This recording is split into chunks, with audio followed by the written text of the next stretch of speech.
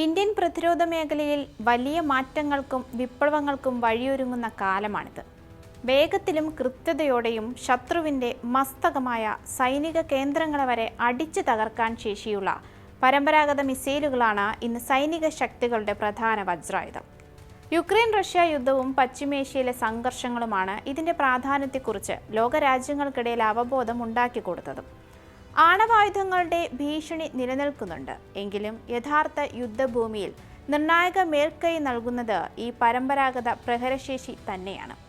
ഈ സാഹചര്യത്തിലാണ് ഇന്ത്യയുടെ പുതിയ തലമുറ തദ്ദേശീയ ബലിസ്റ്റിക് മിസൈലായ പ്രളയ് ലോകശ്രദ്ധ നേടുന്നതും. ബ്രഹ്മോസ്, അഗ്നി തുടങ്ങിയ മിസൈലുകൾക്കിടയിൽ അധികം ചർച്ച ചെയ്യപ്പെടാത്ത ഈ ഇന്ത്യൻ കരുത്തൻ ഇന്ത്യൻ സൈന്യത്തിൻ്റെ ഭാവി യുദ്ധതന്ത്രത്തെ തന്നെ മാറ്റിമറിക്കാൻ ശേഷിയുള്ള ആയുധമായാണ് കരുതപ്പെടുന്നത്.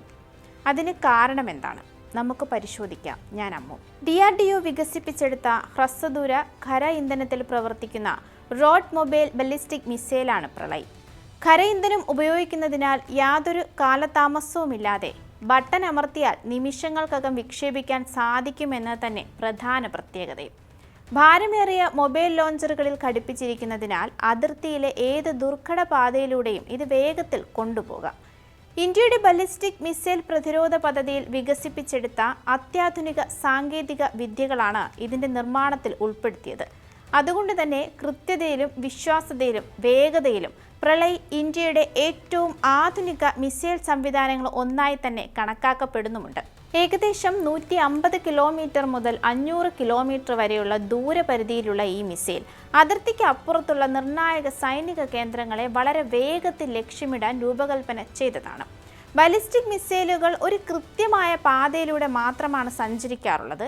എന്നാൽ പ്രളയ് മിസൈൽ ലക്ഷ്യസ്ഥാനത്തോട് അടുക്കുമ്പോൾ പെട്ടെന്ന് ദിശ മാറ്റി സഞ്ചരിക്കും. അതിനാൽ ശത്രുക്കളുടെ മിസൈൽ പ്രതിരോധ സംവിധാനങ്ങൾക്ക് ഇതിനെ വെടിവെച്ചിടുക അസാധ്യമാണ്. ഇതിലൂടെ സാധാരണ ജനവാസ മേഖലകൾക്ക് കുറഞ്ഞ നാശനഷ്ടം വരുത്തിക്കൊണ്ട് സൈനിക ലക്ഷ്യങ്ങൾ മാത്രം നിർവീര്യമാക്കാൻ സാധിക്കും. ആധുനിക യുദ്ധങ്ങളിൽ കൃത്യതയ്ക്ക് വർദ്ധിച്ചു വരുന്ന പ്രാധാന്യം കണക്കിലെടുക്കുമ്പോൾ ഈ സവിശേഷത ഏറെ നിർണായകവുമാണ്. ഇന്ത്യ എന്തുകൊണ്ട് പ്രളയ് നിർമ്മിച്ചു എന്ന ചോദ്യവും ഇവിടെ പ്രധാനമാണ്. ഇന്ത്യയുടെ അഗ്നി പരമ്പരയിലുള്ള മിസൈലുകൾ പ്രധാനമായും ആണവായുധങ്ങൾ വഹിക്കാൻ ശേഷിയുള്ളവയാണ്. എന്നാൽ ഒരു ആണവ യുദ്ധത്തിലേക്ക് കടക്കാതെ സാധാരണ യുദ്ധ സാഹചര്യങ്ങളിൽ ശത്രു രാജ്യങ്ങളെ ശക്തമായി നേരിടാൻ ഒരു മികച്ച ബലിസ്റ്റിക് മിസൈൽ ഇന്ത്യക്ക് ആവശ്യമായിരുന്നു. അതിനൊരു ഉത്തരം തന്നെയാണ് പ്രളയ്. അതായത് യുദ്ധം അനാവശ്യമായി ആണവ യുദ്ധത്തിലേക്ക് ഉയരാതെ നിയന്ത്രിതമായി നിലനിർത്തിക്കൊണ്ട് തന്നെ പരമാവധി സൈനിക നേട്ടം കൈവരിക്കുകയാണ് ഇതിലൂടെ ലക്ഷ്യമിടുന്നത്. മാത്രമല്ല ശത്രുക്കളുടെ വ്യോമ പ്രതിരോധ സംവിധാനങ്ങൾ ശക്തമായ ഇടങ്ങളിലേക്ക് നമ്മുടെ യുദ്ധവിമാനങ്ങളെയും പൈലറ്റുമാരെയും അയക്കുന്നത് വലിയൊരു റിസ്ക്കാണ്. അതിനു പകരം ദൂരെ നിന്ന് തന്നെ ശത്രുക്കളുടെ എയർബേസുകൾ, കമാൻഡ് സെന്ററുകൾ, റഡാർ സ്റ്റേഷനുകൾ എന്നിവ പ്രളയ് മിസൈൽ ഉപയോഗിച്ച് തകർക്കാനാകും. ഇത്തരത്തിലുള്ള ലക്ഷ്യങ്ങൾ നശിപ്പിക്കപ്പെടുമ്പോൾ ശത്രുവിൻ്റെ പ്രതികരണശേഷി വലിയ തോതിൽ തകരാറിലുമാകും. ഒരു യുദ്ധത്തിൽ ആദ്യ മണിക്കൂറുകൾക്കുള്ളിൽ തന്നെ ഇത്തരം നിർണായക കേന്ദ്രങ്ങൾ പ്രവർത്തനരഹിതമാക്കാൻ സാധിച്ചാൽ പിന്നീട് നടക്കുന്ന കര, വ്യോമ, നാവിക സൈനിക നീക്കങ്ങൾക്ക് ഇതൊരു വലിയ മേൽക്കൈ ഉണ്ടാക്കി കൊടുക്കുകയും ചെയ്യും. ഈ മിസൈലിൻ്റെ മറ്റൊരു പ്രധാന സവിശേഷത അതിൻ്റെ ഖര ഇന്ധന പ്രൊപ്പൽഷൻ സംവിധാനമാണ്. ദ്രാവക ഇന്ധന മിസൈലുകളെ പോലെ വിക്ഷേപണത്തിന് മുൻപ് മണിക്കൂറുകളോളം തയ്യാറെടുപ്പ് ആവശ്യമില്ല. ആവശ്യമായ സാഹചര്യത്തിൽ വളരെ ചുരുങ്ങിയ സമയത്തിനുള്ളിൽ തന്നെ വിക്ഷേപിക്കാനും സാധിക്കും. അതിനാൽ അപ്രതീക്ഷിതമായ സൈനിക സാഹചര്യങ്ങളിൽ അതിവേഗ പ്രതികരണം സാധ്യമാകും. അതോടൊപ്പം റോഡ് മൊബൈൽ ലോഞ്ചറുകളിൽ നിന്ന് വിക്ഷേപിക്കാനാകുന്നതിനാൽ സ്ഥിരമായ വിക്ഷേപണ കേന്ദ്രങ്ങളെ ആശ്രയിക്കേണ്ട ആവശ്യവുമില്ല.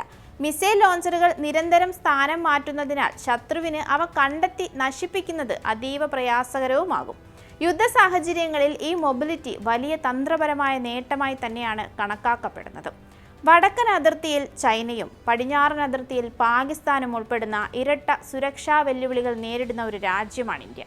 ഇരു രാജ്യങ്ങൾക്കും ശക്തമായ സൈനിക അടിസ്ഥാന സൗകര്യങ്ങളും മിസൈൽ പ്രതിരോധ സംവിധാനങ്ങളും ഉള്ള സാഹചര്യത്തിൽ അതിവേഗത്തിൽ പ്രതികരിക്കാൻ കഴിയുന്ന പരമ്പരാഗത ബലിസ്റ്റിക് മിസൈലുകളുടെ ആവശ്യകത ഇന്ത്യ വർഷങ്ങളായി നേരിടുന്ന പ്രധാന വസ്തുതയാണ്.